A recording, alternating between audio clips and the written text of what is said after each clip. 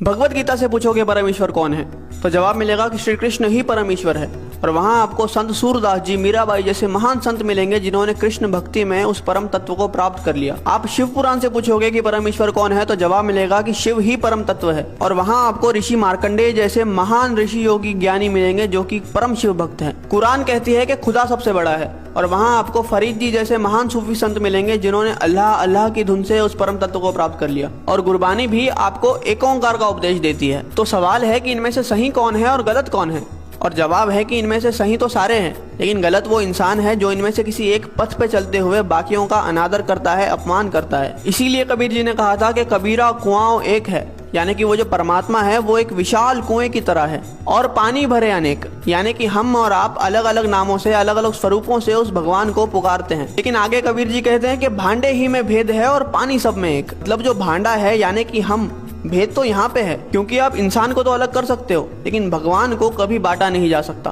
अब प्याला चाहे सोने का हो या पीतल का, उसके अंदर जो पानी है वो तो अंत में प्यास ही बुझाएगा।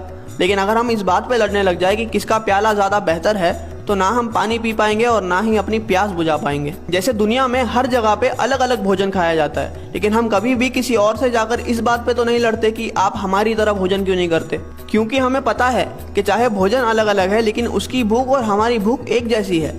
हो सकता है कि वो ब्रेड खाकर अपनी भूख मिटा रहा है और हम रोटी खाकर, लेकिन उसका असर जो हमारी बॉडी पे होगा वो एक जैसा ही होगा। इसलिए हमारी पेट की भूख तो मिट जाती है लेकिन हमारी परमार्थ की भूख कभी मिट ही नहीं पाती। हम लड़ने में इतने बिजी है कि हमें खाने की, यानी कि उस भक्ति को अनुभव करने की फुर्सत ही नहीं है। कबीरा कुआं एक है और पानी भरे अनेक, भांडे ही में भेद है, पानी सब में एक।